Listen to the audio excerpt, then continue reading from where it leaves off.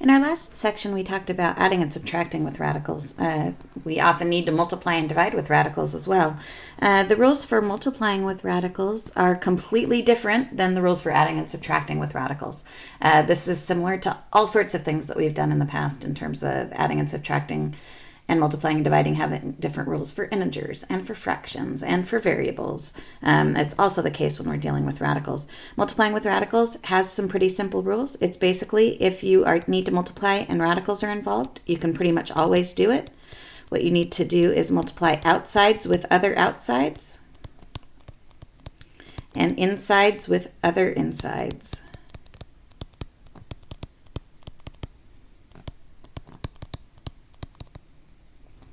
And that's pretty much it.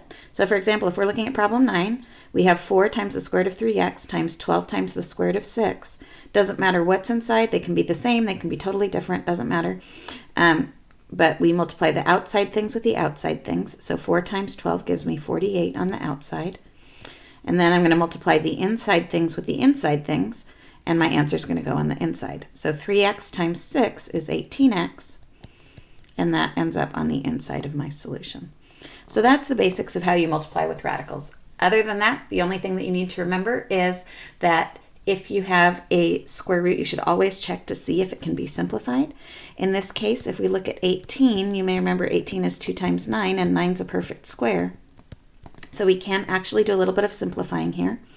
We have 48. We can break 18 down into 9 and 2x, because x, there's only one of them, so it's going to have to stay inside the square root. We can take the square root of 9 is 3. And then we just need to multiply 48 times 3 to get my solution, and that should be 144. From multiplying those, now that 48 and 3 are both on the outside, we can multiply those together. And so my most simplified version of this solution is going to be 144 radical 2x.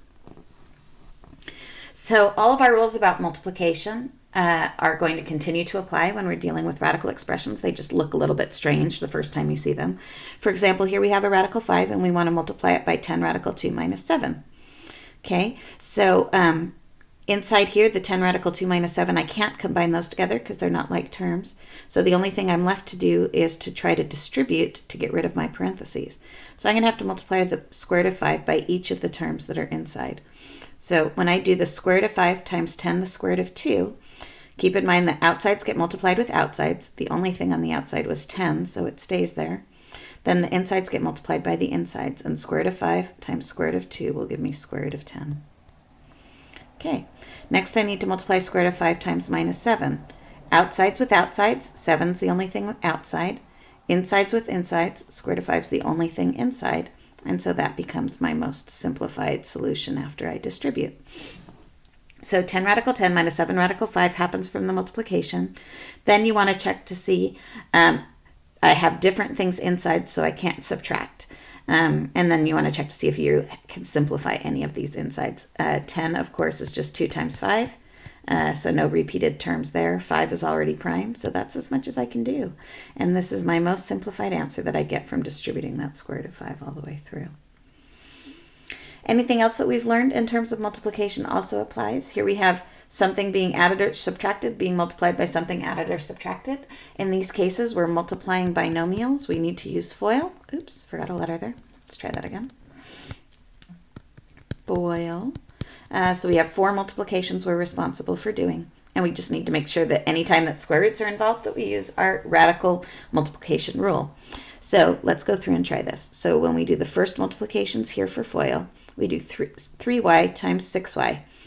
3y times 6y gives me 3 times 6 is 18. Y times y is y squared. Okay.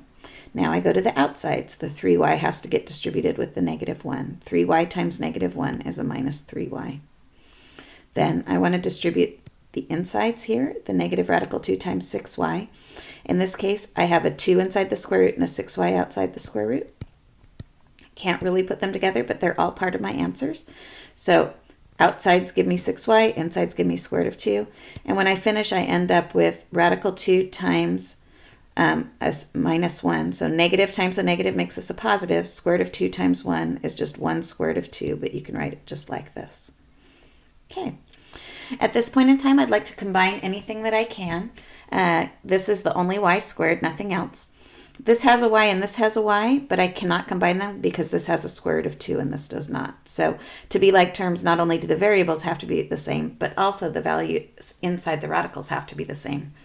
Looking at the square roots, here I have a square root of 2 and here I have a square root of 2, but this has a y and this does not. So I do not have any like terms here at all, and that would be my final solution.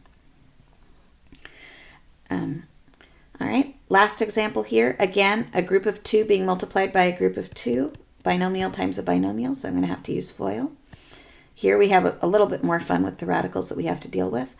For the first multiplication, I'm going to have to do 3 squared of x times the square root of 5x. In this case, outsides with outsides, there's just a 3. Insides with insides, x times 5x gives me 5x squared inside my square root. Moving on to the outsides, 3 squared of x times 1 is just 3 squared of x. 1 times 3 gives me the 3 on the outside. Square root of x is the only thing on the inside. Then I go to the insides. Negative 2 times the square root of 5x is going to give me minus 2 root 5x. And then for the last part, negative 2 times a positive 1 gives me a negative 2. At this point, when I look inside the square roots, I notice that I do not have anything the same, so I cannot add or combine any of these terms. Here's a 5x squared, an x, and a 5x. Okay? However, we also need to check to make sure that all of our square root values are simplified in case we missed anything. In this problem here, notice I see a 5x squared. I can actually take the square root of x squared. It's a perfect square. It's x times x. I can't, however, take the square root of 5 because it's prime. So here, in this case, the square root of x squared will bring a plain old x outside the square root. And I am left with 5 still inside the square root. If you want to look at what I did here again in a little bit different way, I broke it up into x squared, which is a perfect square root, and 5. I take the square root of the x squared to get a plain x outside the radical, but the 5 stays inside the radical.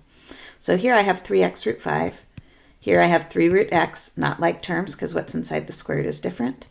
Minus 2 square root of 5x, not like terms because they all have different things actually under the square root symbol. And I end with a minus 2, which doesn't have a square root at all. So none of these are like terms, but I have made sure that all of my radicals have been simplified before I was done.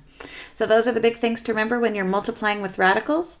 Outsides with outsides, insides with insides. Other than that, just make sure that you simplify any expressions and combine like terms whenever possible.